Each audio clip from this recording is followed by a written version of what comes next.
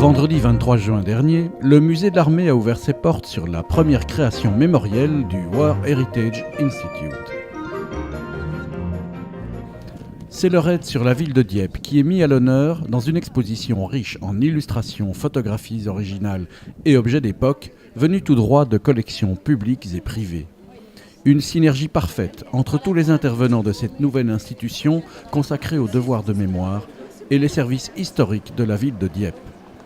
Les visiteurs ont été nombreux à découvrir un épisode quelque peu oublié de la Seconde Guerre mondiale. Merci à vous tous d'être présents aujourd'hui pour inaugurer la première exposition du War Heritage Institute. Dieppe, mémoire d'un raid, organisée à l'occasion du 75e anniversaire de l'opération Jubilee. Cette exposition est le fruit d'une très étroite collaboration entre le War Heritage Institute et la ville de Dieppe. Et je suis très touché de l'intérêt qu'ont marqué le député-maire de Dieppe, les associations commémoratives dieppoises et la région de la Haute-Normandie pour notre projet. Très honoré, très fier de voir que le travail collaboratif que nous avons initié il y a quelques mois se traduit aujourd'hui dans cette réalité d'une expo temporaire dans un musée de grande notoriété, l'équivalent de notre musée des Invalides.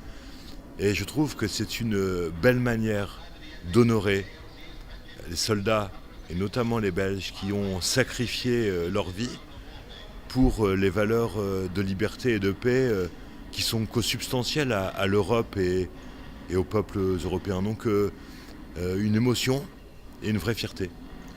C'est une exposition temporaire qui démarre donc aujourd'hui jusqu'à fin de l'année 2017.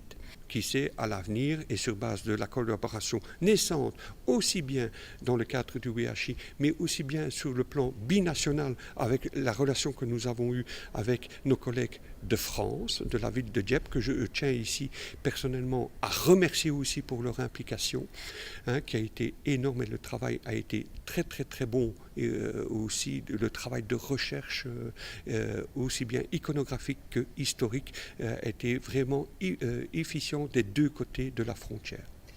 Les 4 sections de cette exposition apportent aux visiteurs un éclairage inédit sur le raid. La première partie présente le contexte historique de l'opération Jubilee. Nous sommes en août 1942, période à laquelle la victoire des Alliés est loin d'être acquise. Les troupes russes subissent de sérieux revers sur le front de l'Est. Dans le Pacifique, les armées japonaises progressent de manière inquiétante. Et dans Dieppe, qui a donc fait l'objet d'un raid désastreux pour nos amis canadiens.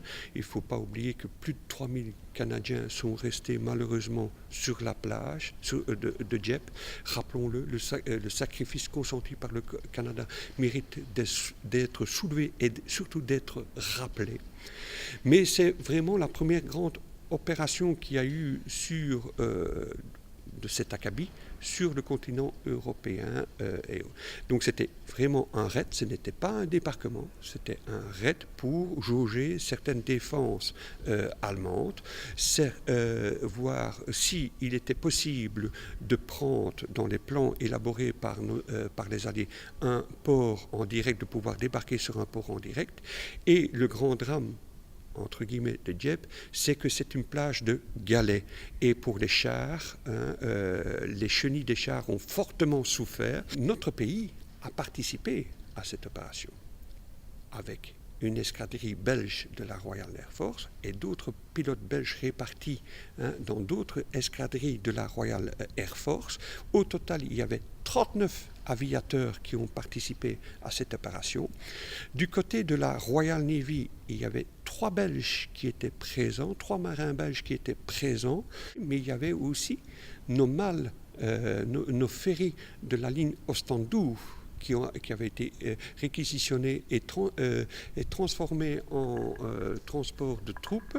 Et au total, il y avait plus ou moins 7 navires qui étaient présents, 7 navires belges qui étaient présents. Mais des navires belges, mais qui n'avaient pas d'équipage belge à bord. Très sérieux travail scientifique, belle mise en scène, et puis le souci des travailleurs de la mémoire.